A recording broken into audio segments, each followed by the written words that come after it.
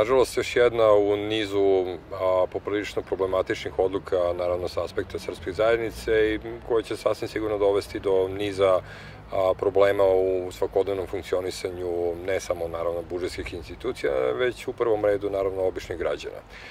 U ovom trenutku negde baratamo činjenicama koje je naravno Centralna banka Kosova putem medija već komunicirala sa širom javnošću i tu izostaje niz različitih detalja, ne precizirajući se naravno elementi niti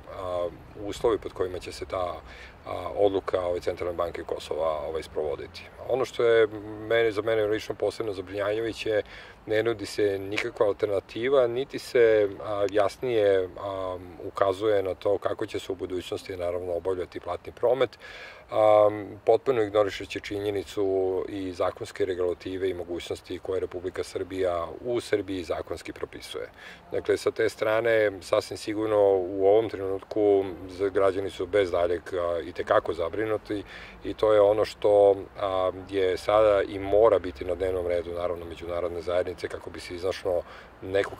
kako je Lajčak rekao, rešenje koje će biti funkcionalno i koje će pre svega biti prilagođeno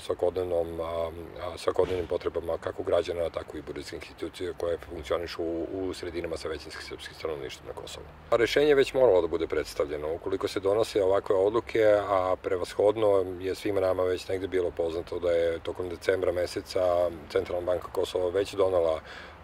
odluku koja je već sada obelodonjena naravno i ta odluka je već, odnosno model po kome bi se sve buduće transakcije i finansiranje srpske zajednice na Kosovu i ostali koji su vezane za sistem Republike Srbije morala biti predstavljena i ona je morala zaista da predupredi brojne, siguran sam, probleme koji mogu nastati ukoliko se taj model naravno budućeg finansiranja ne bude predstavio. S tim u vezi naravno opet se vraćam na ulogu međunarodne zajednice uz naravno već predznanje da odnosi Prištine i Beograda, pogotovo u procesu dijaloga, nemaju ne znam, bog zna kako vidljivi napredak, izuzimajući naravno dogovor o dokumentima i energetskim sporazumom, međutim ovo je za posebnu brigu običnih građana koji u ovom momentu apsolutno nemaju nikakvih dodatnih informacija, ali su sa pravom zabrinuti naravno za dalje funkcionisanje i primanje i zarade naravno koji primaju iz sredstava, odnosno budžeta Republike Srbije.